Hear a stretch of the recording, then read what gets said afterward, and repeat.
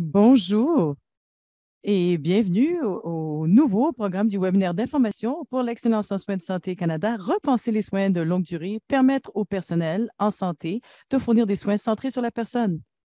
Je suis très heureux de vous joindre à vous. Je suis Neil Dreimer, directeur des programmes d'innovation en santé chez ESC et mes pronoms sont il et lui. Et je suis donc très heureux d'être votre animateur. Alors, chez ESC, nous sommes sur notre propre chemin, si on veut, de réconciliation, et je veux commencer par reconnaître que nous nous réunissons sur des terres habitées par des peuples autochtones depuis le tout début. Plus précisément, nous reconnaissons que je me joins à vous depuis mon bureau à Ottawa, et qui est le territoire traditionnel et non cédé de la nation algonquine. Nous reconnaissons et apprécions profondément leur lien historique avec cet endroit et l'occasion de nous réunir ici aujourd'hui. Je vous invite à partager qui vous êtes et d'où vous vous inscrivez dans la boîte de discussion, au bas de l'écran donc. Nous sommes très heureux plutôt d'offrir le français en interprétation simultanée pour cette session. Si vous souhaitez entendre la voix de l'interprète, veuillez sélectionner Français dans le menu d'interprétation en bas de votre écran. Nous vous invitons à partager vos questions et vos commentaires à tout moment en utilisant notre boîte de discussion en anglais ou en français. Et nous nous efforcerons de répondre à autant de questions que possible lors de la séance des questions-réponses à la fin du webinaire. Donc, n'hésitez pas d'ajouter vos questions, c'est très important. Vraiment, on va tenter de répondre à la plus grande quantité de questions possible. Également, si jamais vous avez besoin d'assistance à tout moment pendant ce webinaire, vous pouvez contacter notre support technique à l'aide de la fonction clavardage. Également, cette session est en cours d'enregistrement et sera donc disponible sur notre site Web dans les prochains jours pour vous permettre de l'étudier ou de partager avec des collègues qui l'auront possiblement manqué. Alors, aujourd'hui, nous sommes heureux d'avoir parmi nous la Dr. Sharon Strice de l'hôpital St. Michael's et Billy Pratt d'Eden Care Communities, qui ont tous deux participé à des itérations précédentes des programmes d'ESC soutenant les établissements de soins de longue durée à travers le Canada et ils partageront avec vous leurs expériences avec vous au cours de ce webinaire. Donc, pourquoi êtes-vous là et que pensez-vous tirer donc de la séance d'aujourd'hui? Alors, un des éléments clés, et nous voulons vous présenter à notre nouveau programme, vous donner une espèce d'aperçu de l'échéancier, des avantages et des engagements de notre nouveau programme Repenser les SLD. Nous discuterons aussi de l'urgence d'agir et des défis auxquels sont actuellement confrontés les secteurs des SLD. Je suis sûre que vous êtes tous très au courant, n'est-ce pas? Et nous partagerons aussi quelques exemples de la façon dont le soutien d'ESC dans le domaine des soins de longue durée a mené à des changements positifs.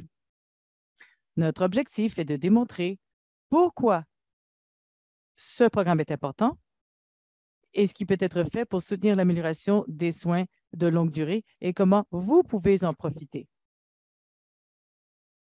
De plus, nous parcourrons le processus de demande en ligne pour le programme Repenser les SLD et répondrons à autant de questions que vous pourriez avoir, que le temps le permet, bien entendu, pour soumettre votre demande et profiter de cette opportunité.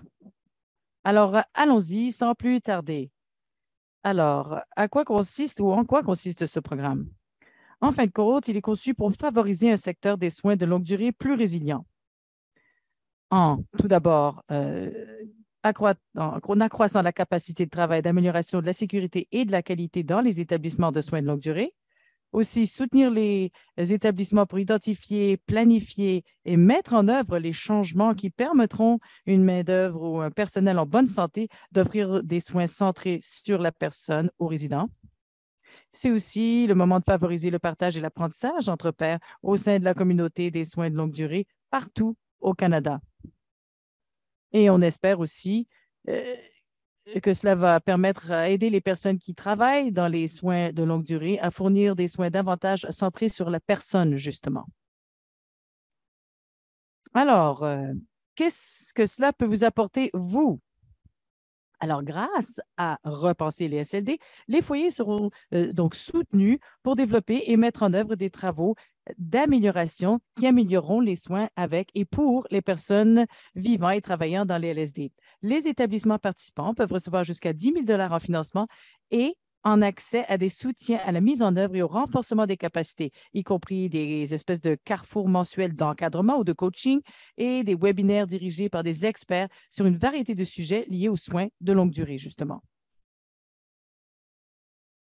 Alors, que devez-vous faire pour obtenir ce soutien? Afin de tirer le meilleur parti de ce programme, nous demandons aux participants de remplir un genre de charte de projet pour leur initiative d'amélioration de la qualité. Et pour vous indiquer, vous recevrez du soutien de coaching d'ESC pour vous guider, si on veut, tout au long de votre périple, en notant qu'il s'agira donc d'un document évolutif que vous devrez mettre à jour tout au long de votre parcours d'amélioration, entre guillemets. Nous exigeons également que chaque établissement participant rende compte de ses dépenses, de ses progrès et des résultats ou de l'impact de son projet tout au long du programme, y compris en recueillant des mesures sélectionnées pertinentes pour votre initiative afin de montrer, de prouver le changement que vous apportez. Alors, pour ce qui est de l'échéancier, en termes de calendrier ou de chronologie, donc ça fait environ une semaine là, que le tout est ouvert. Nous vous encourageons donc à postuler à ce programme via la demande avant la date limite du 4 novembre 2022. Nous visons à informer tous les candidats du résultat de leur demande d'ici la fin du mois de décembre, donc la fin de cet exercice financier, et le programme devrait commencer en janvier 2023. Le programme durera 12 mois et se terminera en décembre 2023. Je tiens aussi à rappeler aux gens de discuter de toutes les questions qu'ils ont sur la candidature au programme tout au long du webinaire. Donc, vous pouvez faire ça au bas de votre écran, comme vous le savez, et nous vous y reviendrons plus tard, mais n'hésitez pas à les taper au fur et à mesure qu'ils vous parviennent. Alors, on vous a parlé un peu de ce qu'était ce programme, mais il répond à quoi, ce programme? On aimerait parler donc des défis et des occasions dans le secteur des SLD.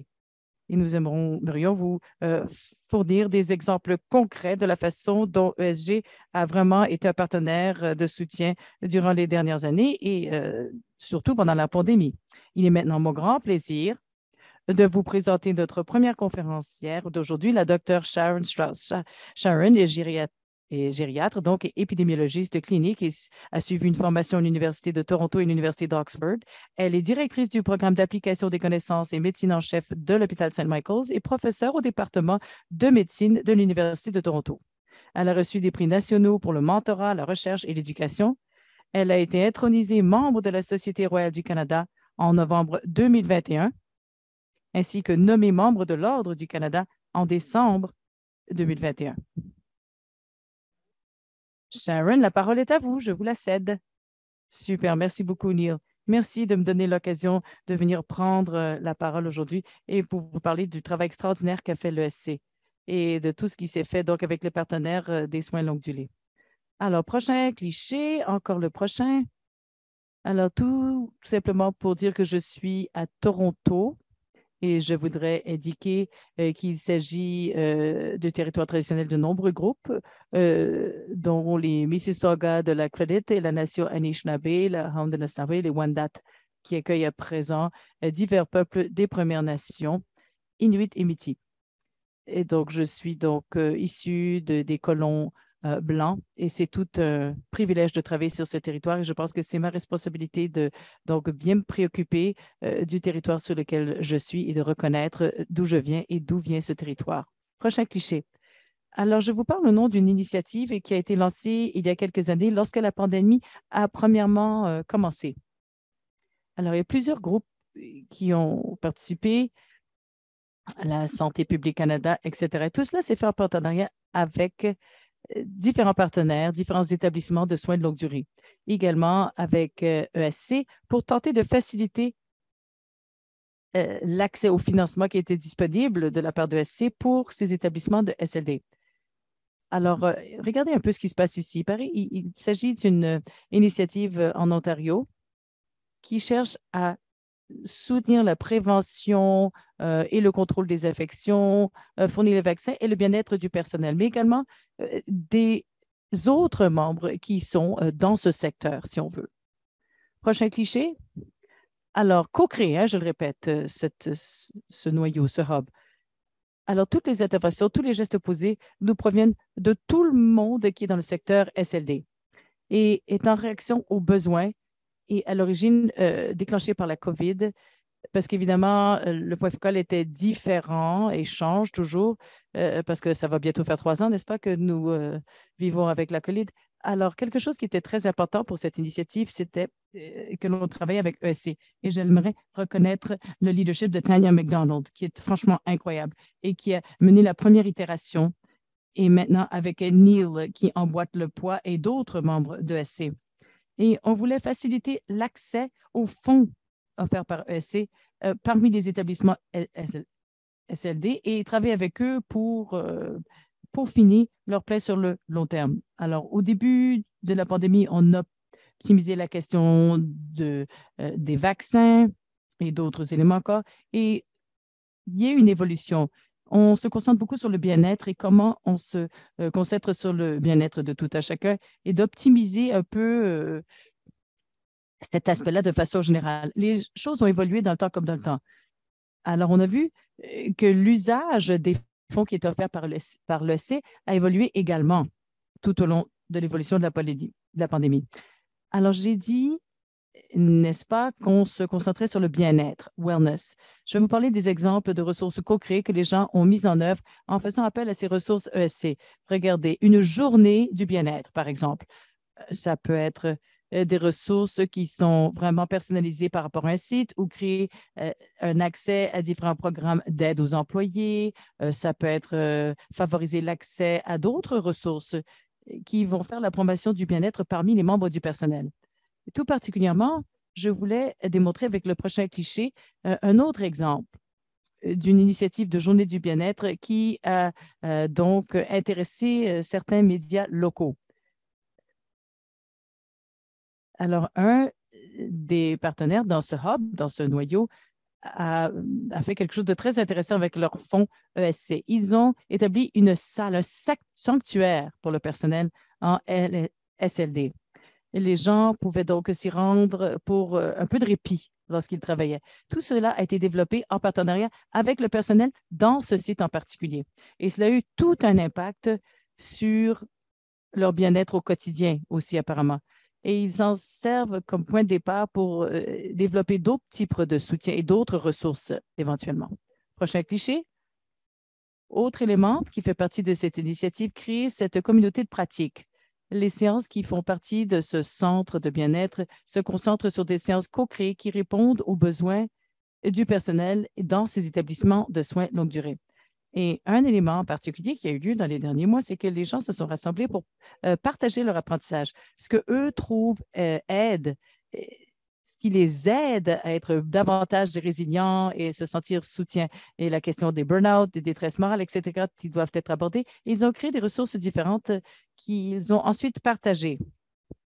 Et ils ont partagé leur stratégie, leurs recettes pour ramener ça dans les différents établissements et les mettre en œuvre et les partager.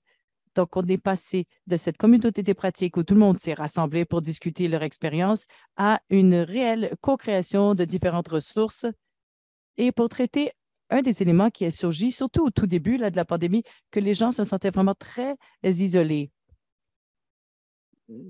et surtout dans les établissements, et d'avoir accès à d'autres qui vivaient beaucoup des points semblables et apprendre des uns des autres et d'éviter le dédoublement des efforts. Si quelqu'un avait trouvé quelque chose qui était efficace et qui pouvait être facilement mis en œuvre, il était bon de le partager avec d'autres. Prochain cliché. Alors, je voulais reconnaître tous les partenaires extraordinaires qui ont travaillé sur cette question de bien-être. J'ai parlé évidemment de l'ESC, mais il y en a plus d'autres, plus de 70 de ces établissements de soins de longue durée qui sont impliqués. Et je voulais les remercier tous autant qu'ils sont. Ce sont des personnes très intéressantes et avec travailler. Je sens que c'est un privilège d'avoir travaillé avec eux et surtout d'avoir pu travailler avec eux, tandis que nous avançons encore davantage pour nous concentrer sur la prochaine étape. Alors voilà, merci beaucoup.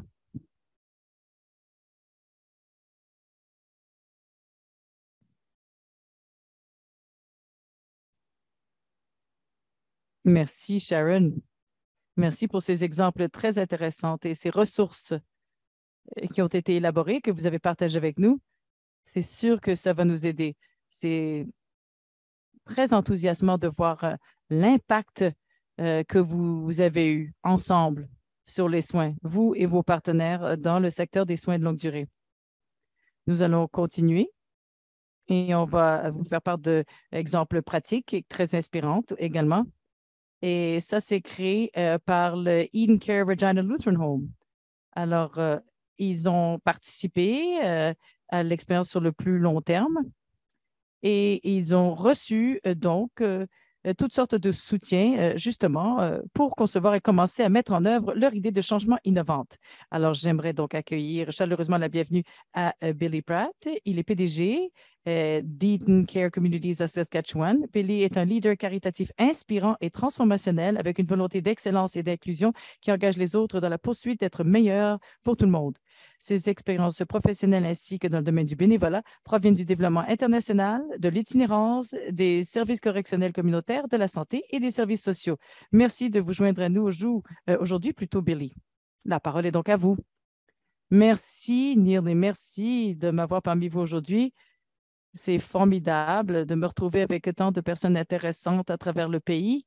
Alors, à tout le monde qui est sur l'appel aujourd'hui, bonjour à vous et j'espère que nous allons avoir une belle conversation aujourd'hui. Tout d'abord, je dois dire que ce que nous avons reçu comme financement était extraordinaire. On a pu continuer avec l'amélioration de la qualité et toutes sortes d'initiatives grâce à ce financement. Et j'imagine que c'est semblable pour vous dans le SLD. De l'argent supplémentaire n'est pas facile d'accès, n'est-ce pas? Et justement, le financement de ESC a été formidable, rien de moins. Cela nous a permis de continuer sur notre cheminement. Alors, si vous n'aviez pas l'intention de soumettre votre demande pour cette subvention, faites-le. C'est très utile et le soutien que nous avons reçu d'Excellence en Santé Canada, ainsi que de faire partie de ce réseau de soutien de pair à pair, a été exceptionnel, rien de moins. Donc, nous sommes très heureux et très privilégiés d'en faire partie.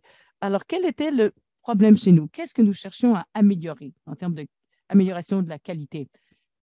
Alors, avant que les demandes avaient été envoyées, les invitations, nous avions mené un sondage parmi tous les employés et on tentait de comprendre la question de l'engagement et le soutien qu'on pouvait offrir à nos employés.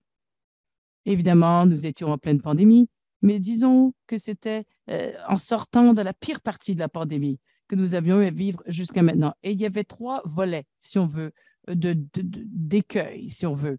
Il y avait une fatigue extrême, manque d'appréciation et manque de communication. Voilà, ces trois volets. Je sais que, oui, évidemment que nous sommes spéciaux à titre d'organisation, mais je ne sais pas si nous étions uniques et vous avez probablement vécu des choses semblables. Alors, il y a cette main-d'œuvre, donc en milieu de pandémie, donc tout est dramatique. Il faut passer à travers la journée, jour à jour, un jour à la fois, n'est-ce pas? Pour en arriver dans un environnement davantage inclusif où il y avait davantage de joie, d'espoir et un peu de légèreté également dans le milieu de travail. Alors, regardez, ce que vous voyez devant vous en ce moment, l'inspiration pour ce que nous avons créé. Alors, du côté gauche, vous voyez, je ne sais pas si vous le lisez, c'est dit, s'il vous plaît, coter la propreté de nos salles de bain. Ça vient du Pearson National Airport. Ils ont ça dans les salles de bain de l'aéroport à Toronto. Et on se dit, quel concept simple, parce que amélioration de la qualité peut être peut un peu faire peur, n'est-ce pas? Mais on voulait savoir que ressentent les gens. Alors, on s'est inspiré de cette façon de faire. Et du côté droit, justement, vous voyez deux colonnes. Alors, mon ressenti au début de ma journée, la deuxième colonne plus à droite, mon ressenti pendant mon quart de service. Alors, nous avons une appli mobile qu'on pensait que nos employés utilisaient. Enfin, on pensait qu'ils s'en servaient, mais on y reviendra. Je vais vous expliquer ce qu'on a appris dans les faits. On encourage les gens lorsqu'ils arrivent au travail. Comment se sentent-ils? Sont-ils heureux, pas trop sûrs, fatigués, frustrés, tristes, etc. Il y a également une autre boîte qui disait dites-nous-en davantage, expliquez pourquoi vous avez choisi l'émoticône que vous avez choisi, parce qu'on cherchait à comprendre le pourquoi du comment.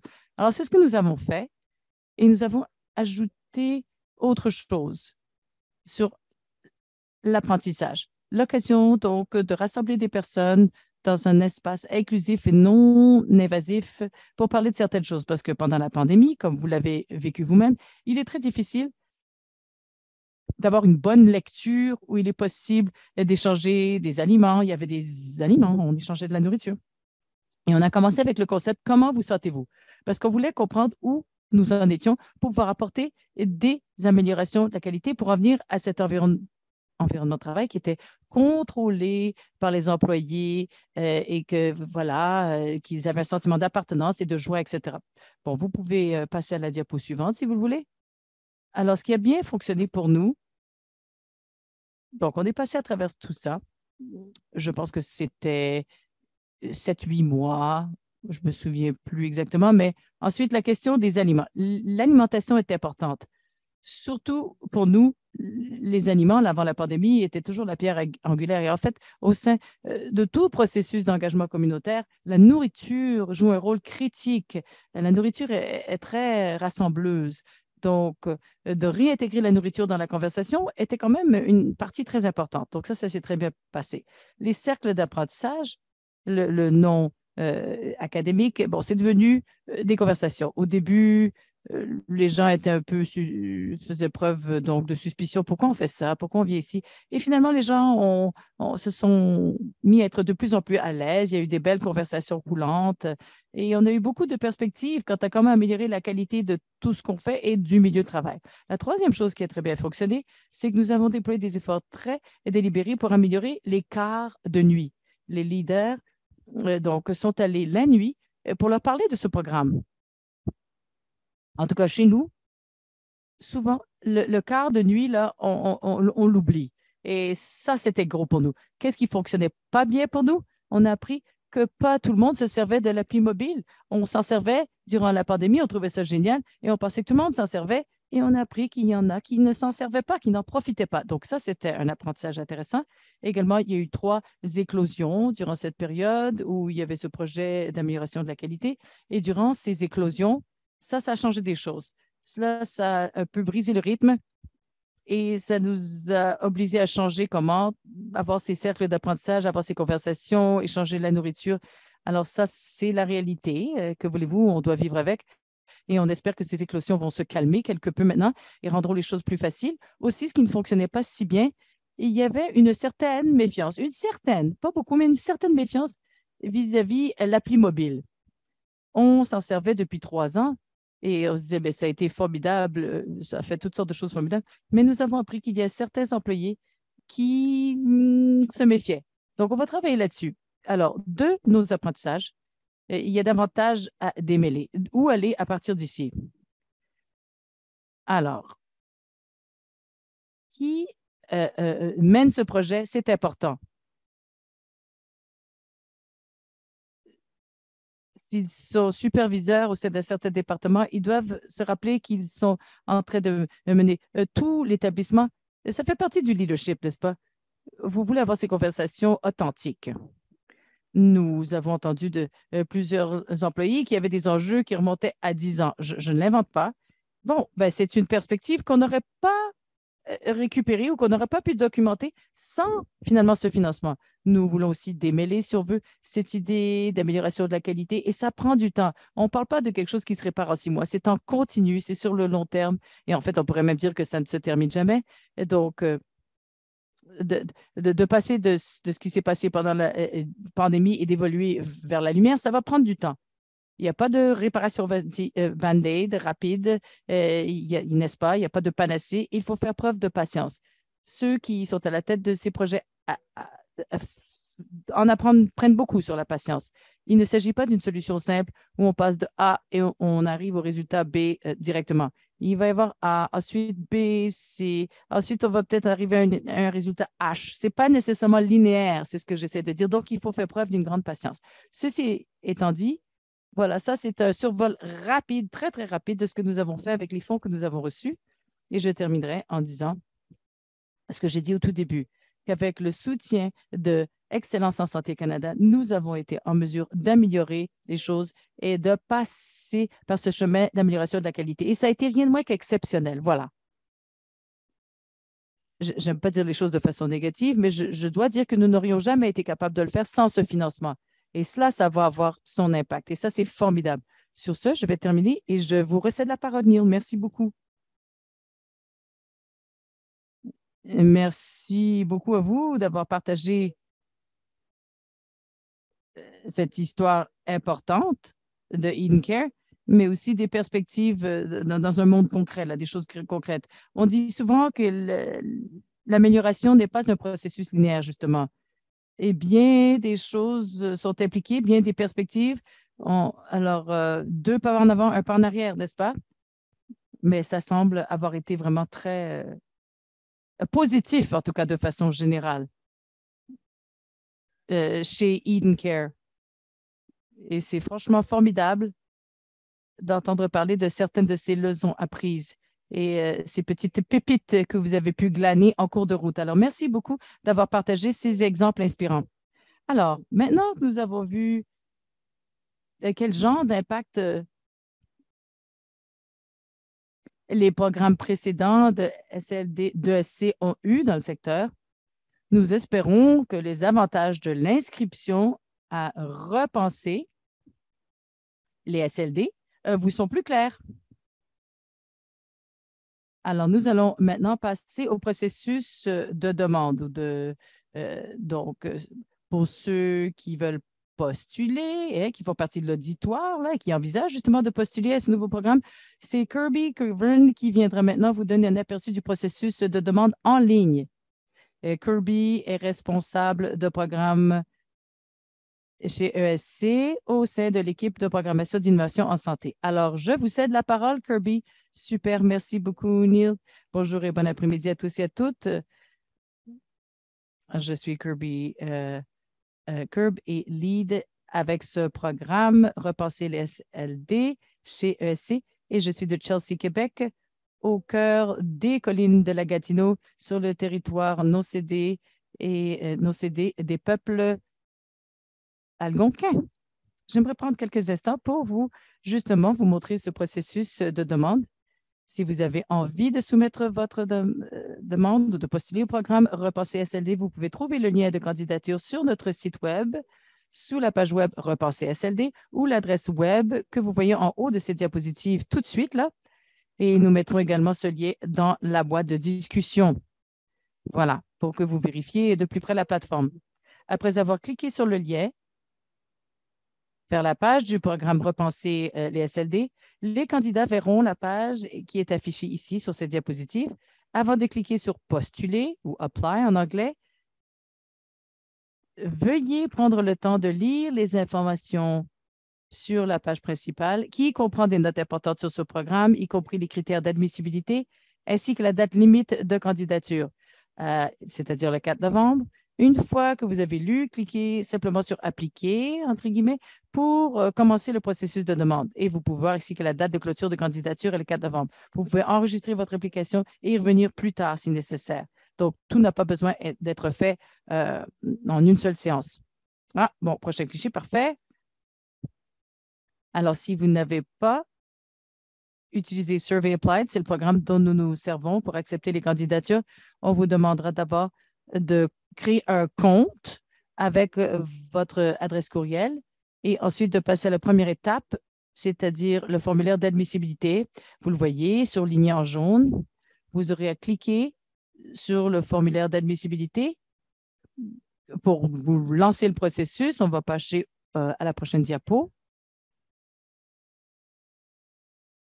Et lorsque le formulaire d'admissibilité est complété et soumis, vous recevrez un courriel vous avisant si oui ou non vous êtes admissible pour même continuer.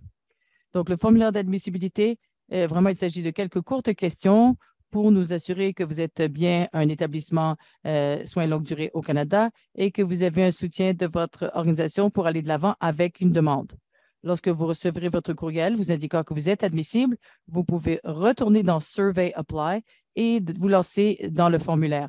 Et vous voyez que le formulaire complété, vous pouvez le voir du côté droit, et le lien pour la demande surligné en jaune est à gauche. Donc, cliquez pour commencer avec le formulaire de demande. Et lorsque vous avez une tâche à débuter, vous serez avisé par courriel et vous n'avez qu'à signer dans Survey Apply et vous allez voir la tâche du côté gauche.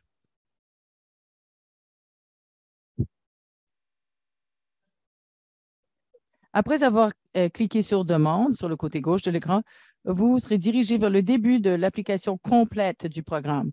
La partie en surbrillance est la barre de progression qui indique la quantité de la demande qui est terminée et enregistrée jusqu'à présent, donc sauvée. Une fois que vous avez rempli la demande complète, vous devrez cliquer sur Soumettre et votre demande sera ensuite examinée par notre équipe à l'interne chez ESC et vous recevrez une réponse par courriel une fois qu'une décision aura été prise en termes de si vous allez être accepté au programme ou pas.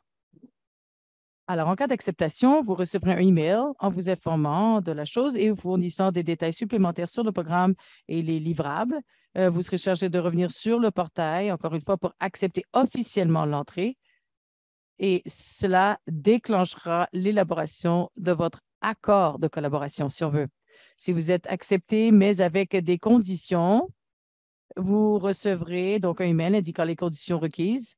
Peut-être qu'il y a des changements mineurs qu'on demande de votre part, peut-être des questions du budget ou de membres de votre équipe, ce genre de choses.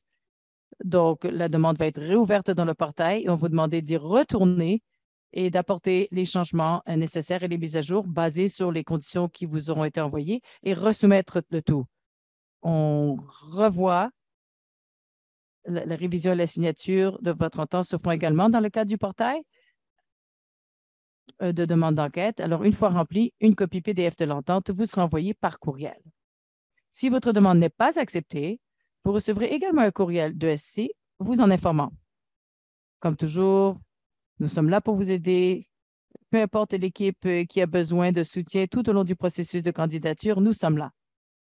Et nous communiquons déjà avec plusieurs organisations qui s'intéressent à cette demande.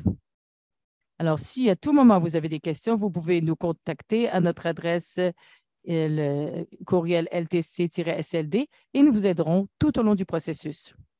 Comme Neil l'a déjà mentionné, si vous avez des questions par rapport à la demande, des questions en rapport avec l'admissibilité aujourd'hui, n'hésitez surtout pas à soumettre ça dans le clavardage, questions-réponses, et on va tenter de même y répondre sur l'appel d'aujourd'hui, si on a le temps. Et je vais redonner la parole à Neil qui va vous donner davantage d'informations de ce que nous cherchons par rapport à vos projets proposés. Je vous cède donc la parole, Neil. Merci, Kirby.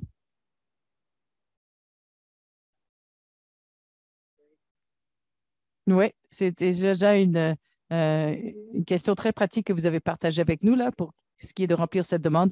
On essaie de rendre les choses le plus conviviales que possible, bien entendu, mais n'hésitez pas à nous parler après ou plus tard, quand vous aurez des questions. Donc, nous avons affiché le lien pour la demande dans le clavardage. Si vous voulez même y aller tandis que je vous parle, allez voir, il n'y a pas de problème. Pour voir un peu à quoi ça ressemble. Alors, pour y aller un petit peu plus en profondeur, bon, lorsque vous y serez, il y a une section qui vous demande de détailler un peu les projets sur lesquels vous allez vous concentrer. Vous aurez à soumettre un budget également et détaillant les coûts associés à la création de ce projet. Il y a, de façon générale, 5 questions de demande auxquelles vous devrez répondre, toujours en lien avec votre idée de projet d'amélioration de la qualité. Passons au travers de chacun, un à la fois. Le premier, décrivez le problème que votre projet proposé réglerait et tirez parti de toutes les données recueillies pour documenter votre problème. Quelle est la raison pour laquelle vous voulez résoudre ce problème dès maintenant? Alors, quels seraient quelques conseils pour répondre à ces questions? Lors de la conception de votre idée de projet, ou en tout cas l'idée de votre initiative, nous encourageons les candidats à aligner le projet sur l'un des domaines d'intérêt suivants. Alors, il y en a 4. Alors, une main-d'œuvre saine et compétente. 2, une approche d'équipe pour des soins centrés sur la personne. Ou 3, ou petit c, une qualité de vie significative pour les résidents. Et le dernier point, 4 ou des soins de haute qualité fondés sur les expériences de vie, les besoins et les préférences des résidents. Dans ces domaines d'intervention, nous espérons voir des équipes décrire leur urgence d'agir ou leurs défis en partageant tout document qui agit comme preuve qu'ils les ont amenés à identifier un problème particulier chez elles ou au sein de leur établissement. Donc, à cet égard, il convient donc de noter que la nouvelle norme nationale sur les services de soins de longue durée de l'Organisation des normes de la santé devrait être publiée en janvier 2023. Cette norme traitera de la prestation de services de soins de longue durée sûrs, fiables et de haute qualité. Les principaux domaines de la norme comprennent la promotion, justement, des éléments dont on vient de parler, c'est-à-dire des soins centrés sur les résidents et la mise en place d'une main-d'œuvre des soins de longue durée en santé sûre et compétente, qui s'harmonise, bien entendu, étroitement avec l'objectif de notre programme. Donc, compte tenu de cet alignement, on veut que vous gardiez à l'esprit que cette nouvelle norme des services de SLD sera un excellent outil pour soutenir l'amélioration de la qualité dans vos établissements de SLD, y compris ceux qui participent à notre programme. En participant à notre programme, non seulement vous apporterez des changements positifs pour les résidents et le personnel donc, et ces différents domaines, mais vous pourrez également faire évoluer votre établissement vers l'alignement sur certains aspects de cette norme nationale. Donc, c'est du gagnant-gagnant. Tout ça pour vous dire que c'est du gagnant-gagnant pour votre établissement. La prochaine question dit « Décrivez l'initiative que vous proposez et comment elle abordera les principaux termes de ce programme. Les personnes sur le marché du travail et les soins centrés sur la personne. Qu'est-ce qui va s'améliorer, d'ici quand et de combien? » Alors, en réponse à cette question, les demandeurs devront tenir compte des résultats escomptés de leur projet et déterminer si le projet qu'ils proposent est réalisable en ce qui concerne les ressources, les échéanciers et le niveau d'impact requis. Il convient de noter encore une fois qu'il ne s'agit que d'une cible, n'est-ce pas, avec ces questions de qu'est-ce qui va s'améliorer, d'ici quand et de combien, mais l'amélioration de la qualité est importante pour vraiment établir ces cibles dès le départ. Parce que si vous ne commencez pas avec quelque chose qu'il est possible de mesurer comme point de départ, il est difficile de voir si vous n'arrivez pas à mesurer, si vous faites des progrès. Autre élément très important, je veux vous encourager à débuter petit au lieu de penser à quelque chose sur une grande échelle. Souvenez-vous, vous devez tester les changements que vous apportez. Vous ne voulez pas mettre en œuvre quelque chose tout d'un coup pour apprendre qu'à la fin, si cela fonctionne ou pas. Vous voulez commencer petit, commencer avec un résident, un changement de processus, un jour à la fois.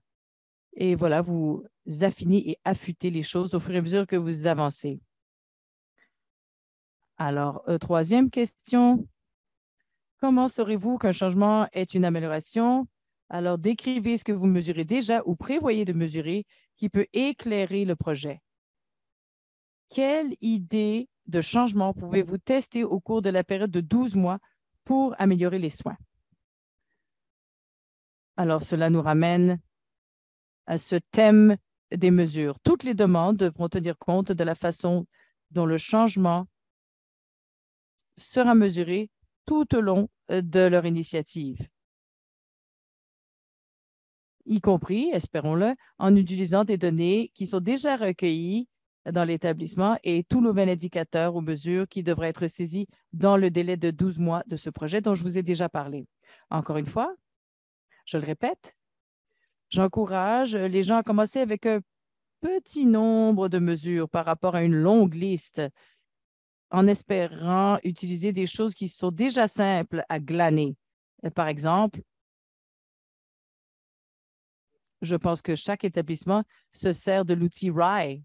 Hein, c'est un exemple. Y a-t-il des mesures qui sont déjà glanées là qui pourraient vous aider à mesurer l'incidence du travail et des changements que vous apportez?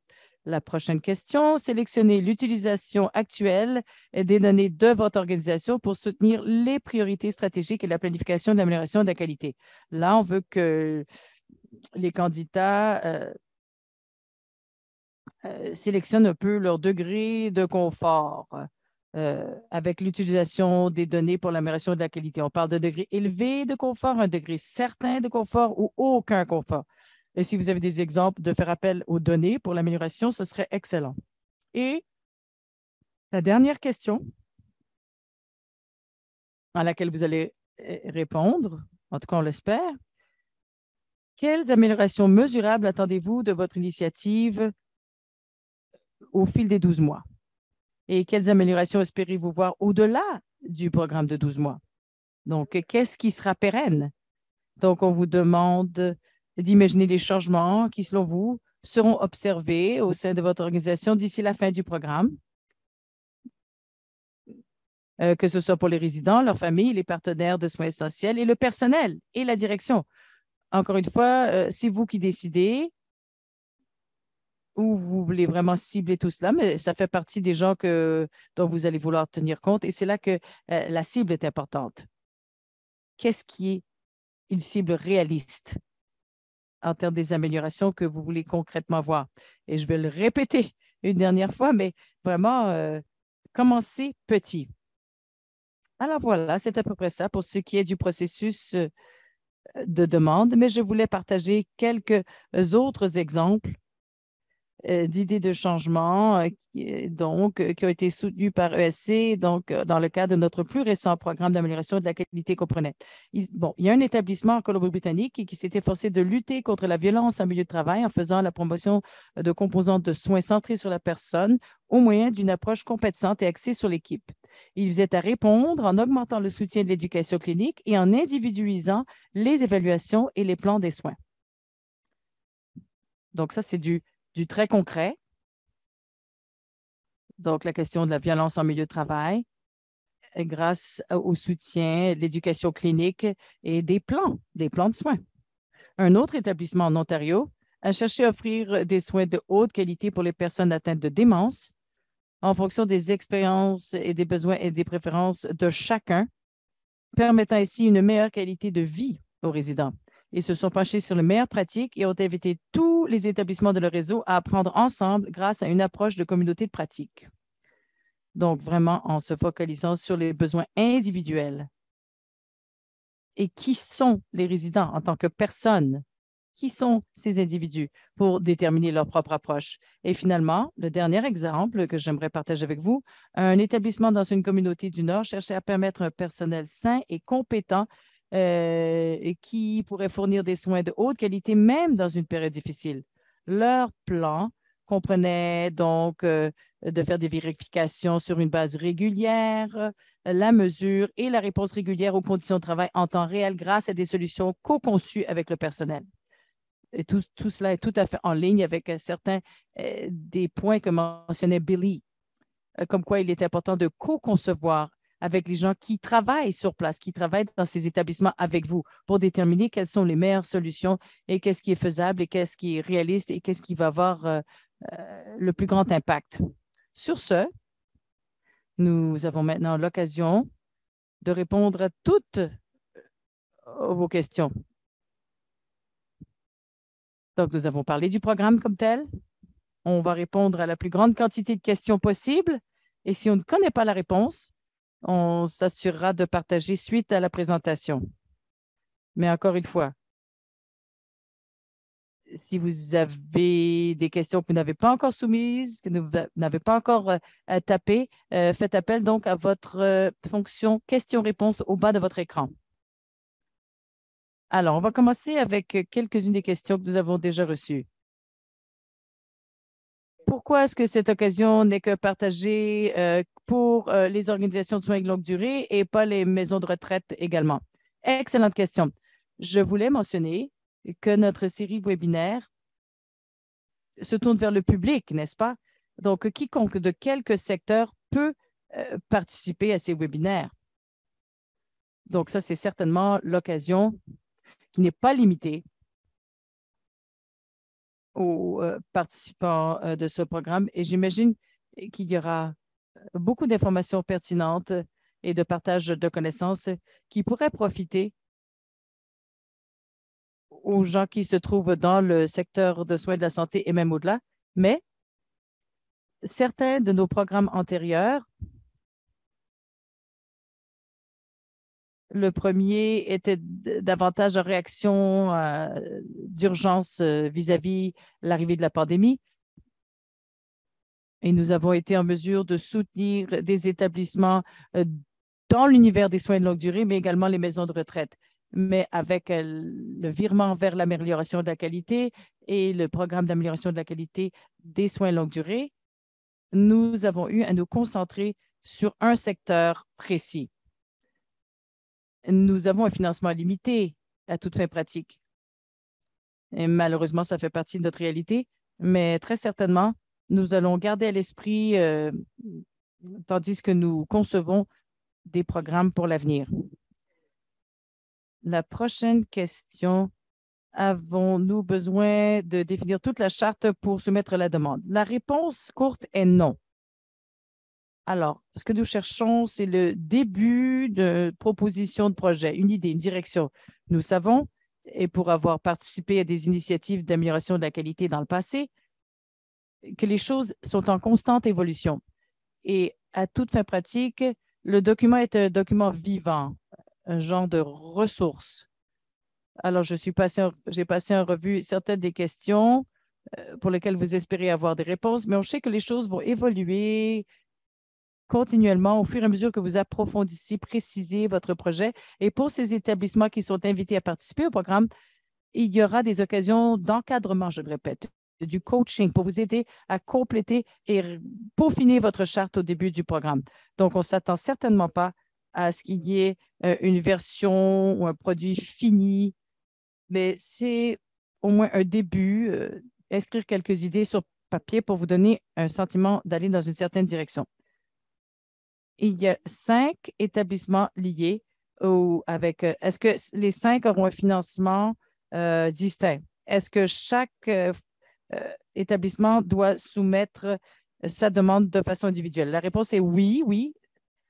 Et chacun aura accès à jusqu'à 10 000 de financement par établissement. Aussi, pour des organisations multisites, est-ce qu'on peut soumettre de multiples demandes pour différents projets, pour des établissements individuels ou des équipes? Des établissements peuvent soumettre une fois par site avec un projet par site. Mais encore une fois, si on parle de multiples sites au sein de votre organisation plus large, on vous encourage à soumettre vos demandes sur une base individuelle.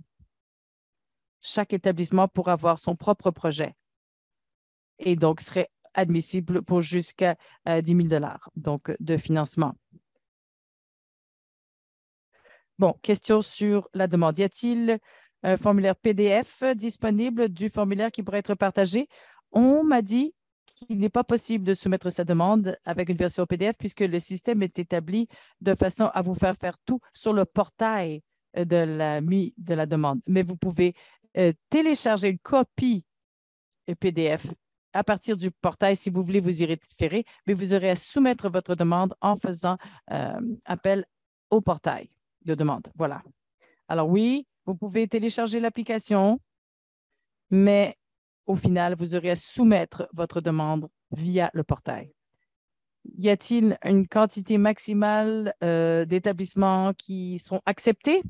À l'heure actuelle, nous avons du financement pour environ 200 établissements qui participent à ce programme. Alors voilà où nous en sommes. C'est notre limite à ce stade-ci, au moment où on se trouve. Ceci étant dit, qui sait, peut-être y aura-t-il d'autres programmes à l'avenir. On n'a pas de réponse à ce stade-ci, mais j'encourage tout le monde à soumettre sa demande. Et pour quelques raisons, là, si on atteint ce maximum, peut-être y aura-t-il d'autres occasions.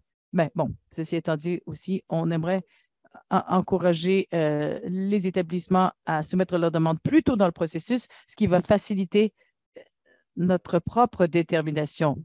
de qui on peut inclure. Donc, n'oubliez pas la date d'échéance, le 4 novembre, mais je vous encourage fortement à soumettre votre demande avant si vous êtes en mesure de le faire.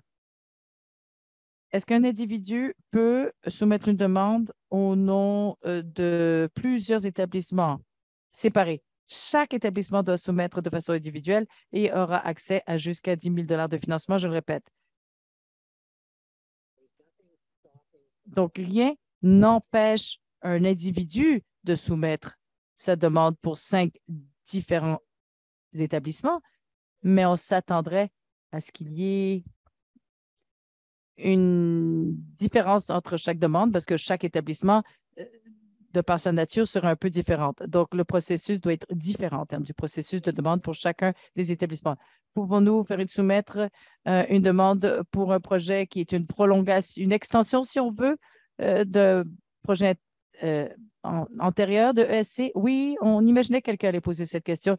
Il y a peut-être certains établissements qui ont déjà ou participé à des programmes précédents ou le programme d'amélioration de la qualité précédent, mais on encourage ces équipes qui ont déjà un projet en cours de considérer comment ils peuvent continuer à peaufiner, améliorer, rehausser les choses. Et donc, tout à fait, on vous encourage à soumettre votre demande, même si vous avez déjà participé ou si vous êtes en train de participer à un programme de soins de longue durée au moment où on se parle. Alors, je vois quelques-unes des questions auxquelles nous n'avons pas répondu. Alors oui, il y a des projets qui sont affichés sur notre site Web, qui ont déjà reçu de financement. Alors, parce que le programme d'amélioration de la qualité de soins de longue durée et Tanya McDonald et son équipe formidable appuient ce programme, il est encore en cours de gestion, si on veut. Je pense qu'il va se terminer bientôt, d'ailleurs. Donc, j'imagine qu'à l'avenir, oui, nous allons pouvoir partager certains exemples et certains noms de ces projets qui ont reçu du financement antérieur, mais à l'heure où on se parle, je ne pense pas que cela soit déjà affiché. Mais je vais regarder. Même après cet appel, j'irai voir ce qui se passe et ce qui est possible. Est-ce que personne peut soumettre une demande pour plusieurs établissements, mais sous un compte, avec une seule adresse courriel? Alors oui, c'est semblable à la question précédente. Oui, vous pouvez utiliser un courriel pour plusieurs établissements en notant qu'il y ait un chef, si on veut, de site pour chaque site et que tout soit déposé par site. Alors, on demande qu'il y ait un chef de site, donc un contact par site pour chaque site. Et le rapport qu'on demande également à plusieurs moments durant le programme est basé sur un site par site et non pas sur une base d'organisation. Wow, il y en a des questions. Ouh, je vais faire de mon meilleur. Bon, alors il y en a qui posent des questions sur les demandes précédentes. Ce n'est pas un concours, je le souligne. C'est une question plutôt d'être fin prêt, mais je comprends. Si vous avez reçu du financement auparavant, est-ce que vous êtes encore admissible? Et la réponse courte est oui. Est-ce que je pourrais confirmer que nous nous concentrons vraiment sur les soins centrés sur la personne ou l'employé? On dirait qu'on parle beaucoup de l'employé, on parle un peu des deux. Lequel est plus important? Nous nous concentrons vraiment sur l'appui offert au personnel de LSD pour qu'ils puissent offrir des soins centrés sur sur la personne. Alors, la résilience de la main-d'œuvre, ces soins centrés sur la personne sont liés. Et ce programme viendra soutenir les deux. Alors, c'est certainement notre objectif. Si vous voulez accorder une plus grande importance, disons, au personnel, la main-d'œuvre, et, et même si c'est au-delà des 12 mois que dure ce programme, si vous voyez le lien sur comment cela va vraiment améliorer les soins centrés sur la personne, c'est correct aussi. Mais ma proposition, là, je reviens, je me répète sur la façon de commencer petit. Les établissements ne peuvent pas tout faire en même temps. Alors, en autant qu'on voit un lien, si par exemple, vous travaillez sur une initiative au sein du personnel, eh bien, qu'au final, vous puissiez voir comment cela pourrait profiter aux résidents en cours de route, même si ce n'est pas évident ou immédiat. Bon, Je vois mon équipe qui rédige des réponses à certaines de ces autres questions qui sont soumises. Avez-vous d'autres exemples de ce que les établissements ont fait avec ces fonds reçus? Dans le passé, et je pense qu'au sein de l'application, on décrit grosso modo les catégories, si on veut, ou ce qui est admissible, ce pourquoi ces fonds peuvent être utilisés et ce pourquoi ils ne devraient pas être utilisés. Et quand vous soumettrez votre budget, on regardera cet aspect-là de plus près. Dans le passé, les participants ont offert de l'éducation, de la formation, aussi pour ce qu'on appelle le personnel de soutien, backfill staff. Bon, évidemment, la dotation de l'effectif est une source de préoccupation. Alors, nous espérons qu'une partie du financement, si elle peut appuyer votre initiative, pourrait permettre au personnel dédié de participer à ces différentes sessions et voilà, vous pouvez aussi vous en servir pour acheter de l'équipement, du matériel qui soutiennent la mise en œuvre de votre projet, embaucher des conseillers, des consultants en formation ou, par exemple, de la thérapie santé mentale et bien-être. La dernière question pour laquelle nous aurons le temps, je pense. Si on ne revient pas à votre question aujourd'hui, je vous encourage tout de même à soumettre vos questions ici par écrit parce que nous allons partager du matériel du webinaire au fil des prochains jours. Donc, on va tenter de répondre aux questions.